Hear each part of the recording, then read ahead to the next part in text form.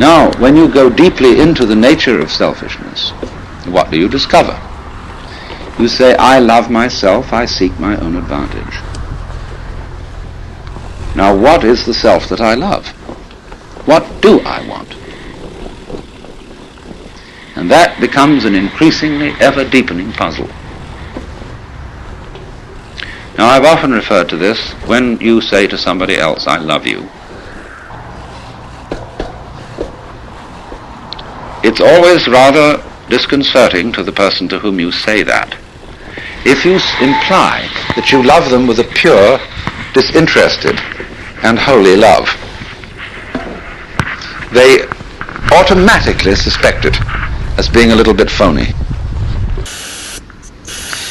But if you say, I love you so much I could eat you,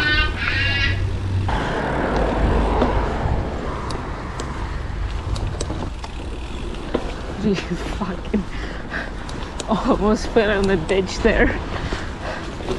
that's an expression, it's a way of saying to a person, you attract me so much that I can't help it.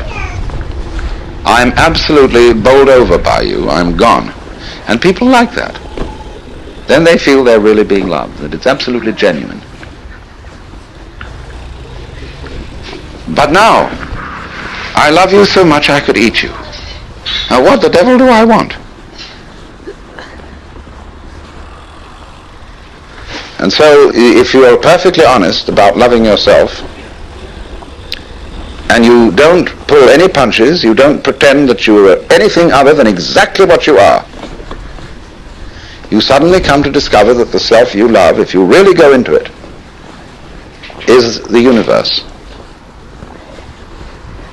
You don't like all of it.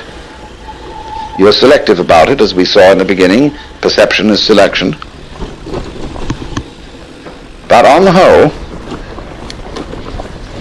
you love yourself in terms of what is other.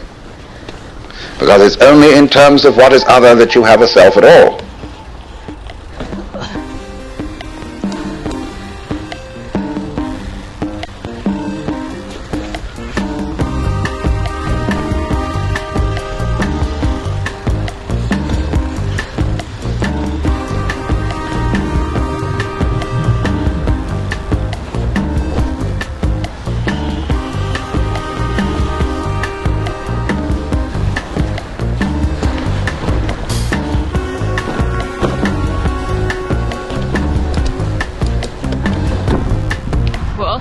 That was fun, and it's not too far from the base station.